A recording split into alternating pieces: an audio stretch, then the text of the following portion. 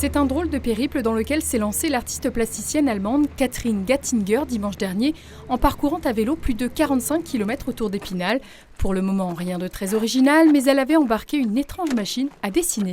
Il s'agit d'une boîte à dessin qui est portée sur le porte-bagages du vélo et qui enregistre les déplacements, les accélérations, les virages, les freinages, les chutes, comme un sismographe. Je peux bouger un peu le vélo, comme ça vous voyez comment le traceur il se meut dans la boîte.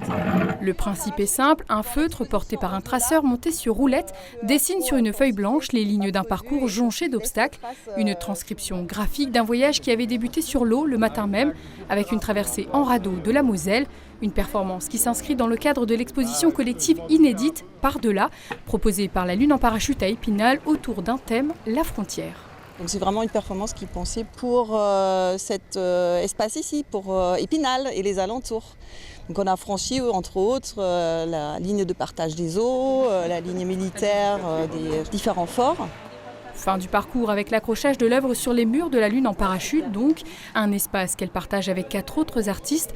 On découvre ici les photographies de l'Autrichien Arno Giesinger, consacrées à l'exil forcé du philosophe juif allemand Walter Benjamin.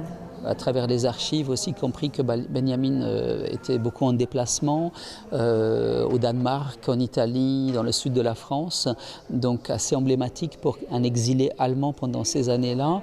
Et ça m'a permis de faire un voyage européen finalement et de moi aujourd'hui traverser ces pays qui théoriquement n'ont plus de frontières. Mais bon, l'expérience du voyage fait aussi qu'on découvre qu'il y a d'autres formes de frontières, linguistiques, culturelles, politiques aussi. Une exposition éphémère le concernant puisque ces photos directement collées sur les murs n'auront pas de seconde vie, contrairement aux arches de Thibaut Honoré et Justine Maljac qui proposent une toute autre interprétation de la frontière. On a choisi de travailler la figure du pont, qui est un ouvrage d'art qui marque donc un passage, un seuil entre deux territoires, marqués eux-mêmes par une frontière. Et on a choisi de les reproduire à travers une série de sculptures en bois monumentales.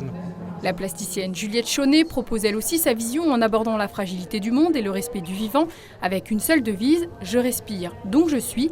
L'exposition est à découvrir dès le 23 septembre et jusqu'au 15 décembre.